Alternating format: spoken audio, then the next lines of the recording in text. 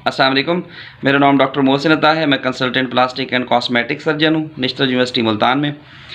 Accident के बाद चेहरे पर जो असरात होते हैं या ज़ख़म के निशान बन जाते हैं, या किसी जगह पे जब कोई आप स्टिच लगवाते हैं तो ज़ख़म के निशान बन जाते हैं, या जलने के बाद चेहरे के ऊपर या कहीं पर निशान बन जाते हैं, तो जदीद प्लास्टिक सर्जरी के टेक्नोलॉजी से उस निशान को बिल्कुल ख़त्म किया जा सकता है।